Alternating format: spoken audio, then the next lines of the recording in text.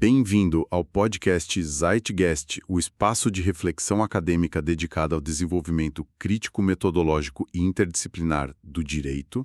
E no episódio de hoje falaremos sobre a obra O Conceito de Direito em Kant, de Flammarion Tavares Leite. E, nossa, logo de cara é impossível não pensar naquele gigante, né?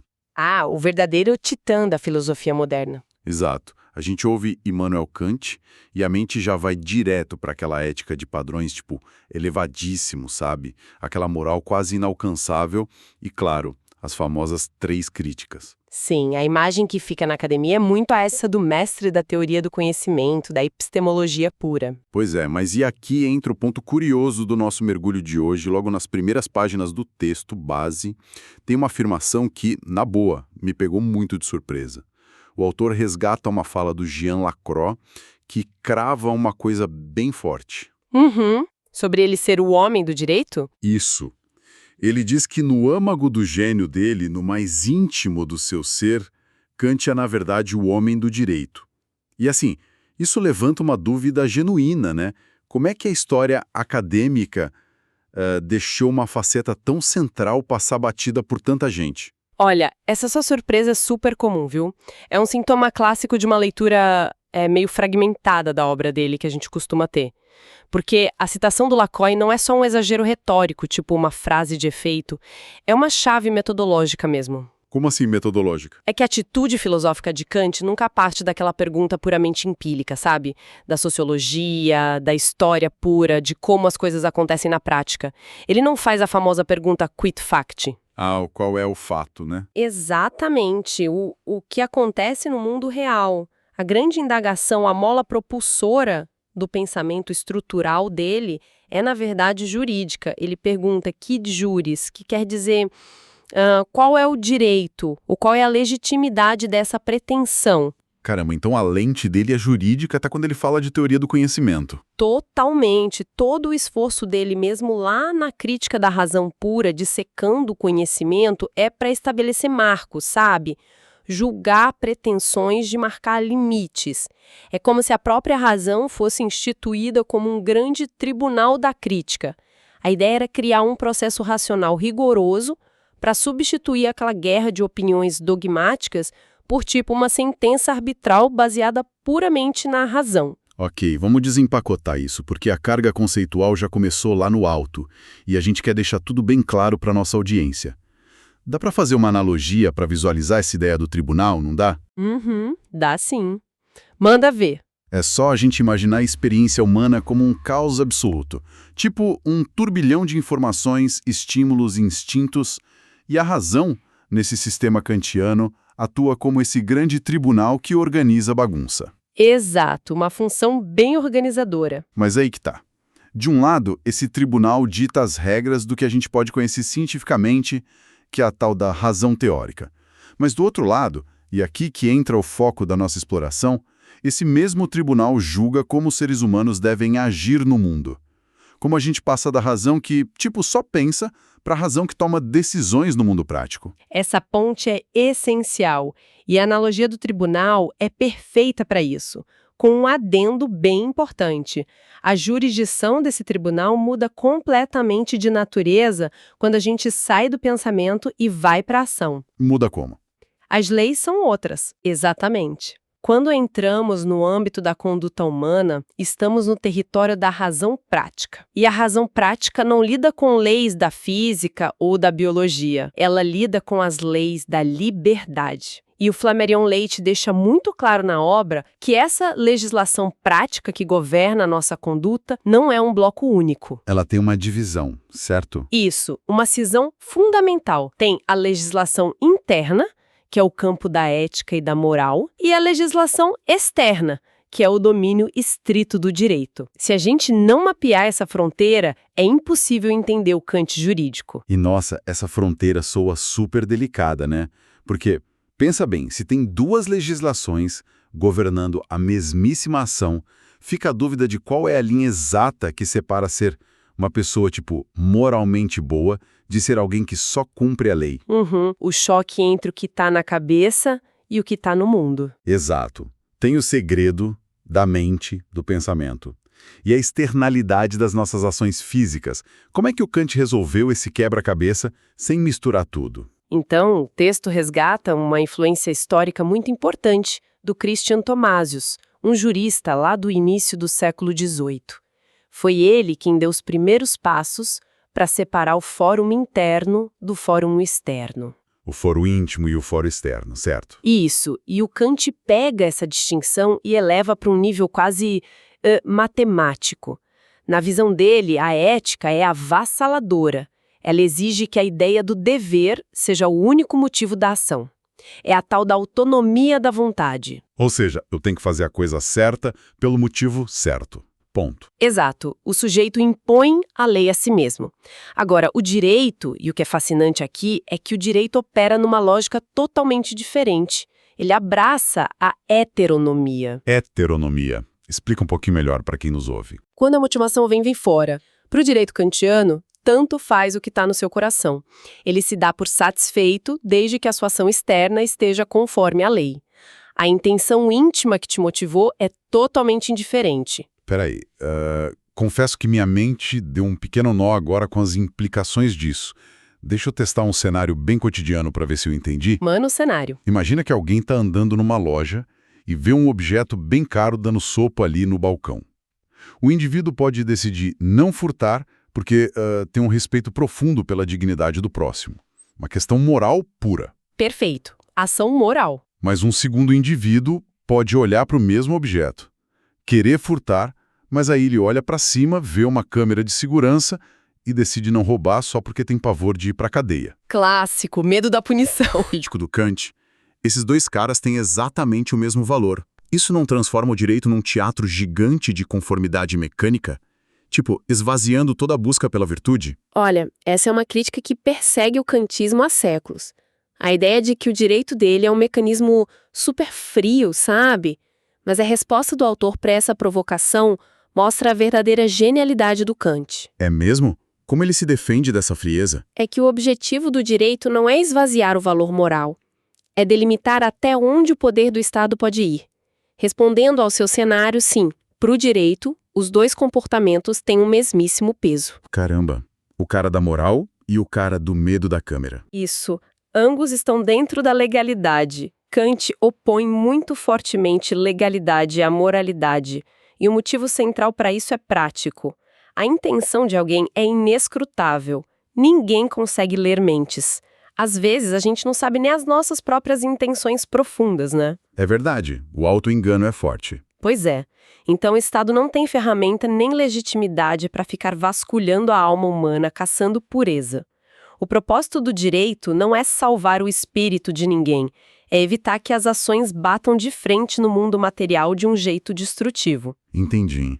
Então, o que tudo isso significa na prática? Porque se a gente esvazia a intenção, se o objetivo não é criar uma sociedade de anjos intimamente virtuosos, mas só evitar a colisão violenta de vontades, qual é o prêmio final disso tudo? Essa é a grande pergunta. Porque assim, ignorar a intenção cria um vácuo. E para preencher esse vácuo, o Kant precisava ancorar esse sistema jurídico em algo muito sólido.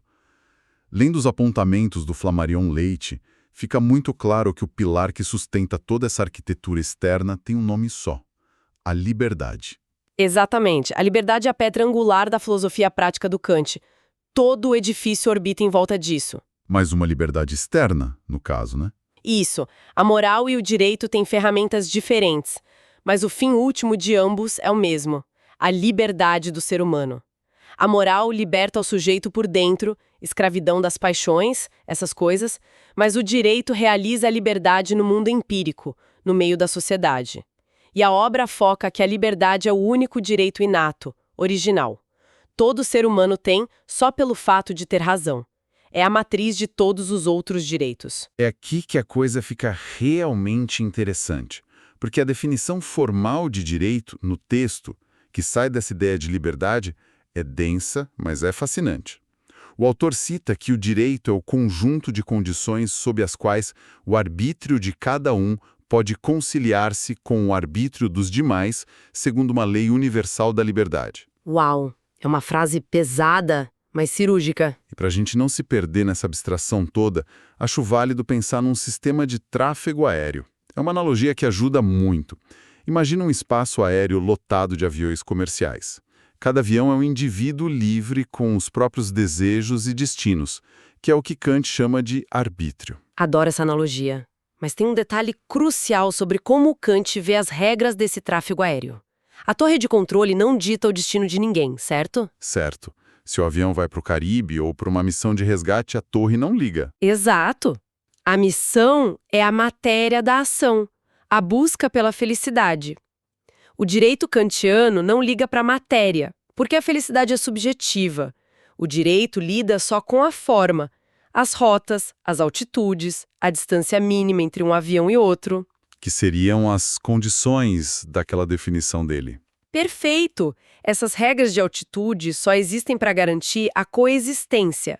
A restrição de um avião viabiliza o voo do outro. E o Flammarion Leite destaca bem isso. Essa lei universal não vem da experiência empírica de erro e acerto. Ela emana direto da razão pura, a priori.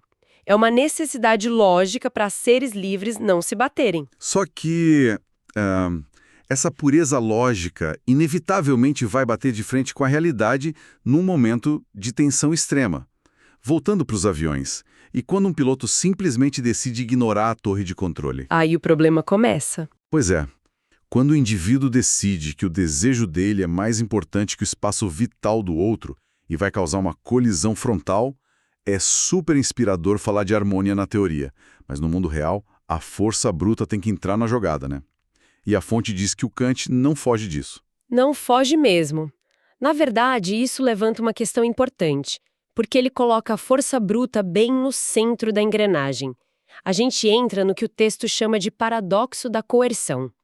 O paradoxo de usar força num sistema de liberdade. Isso. Como é que um cara que constrói tudo em cima da liberdade absoluta e da dignidade diz que a coação, a coerção física, é inseparável do direito? Parece uma baita contradição, não acha? Muito. Porque no senso comum, o uso da força é exatamente o oposto da liberdade. Como Kant justifica aplicar violência contra alguém para proteger a paz? Como a gente escapa dessa hipocrisia de bater em nome da liberdade? A fuga dessa hipocrisia é uma sacada lógica do Kant que o Flammarion Leite explica de um jeito quase algébrico. É pura matemática. Matemática na moralidade. Quase isso. Pensa assim, a liberdade é a condição suprema.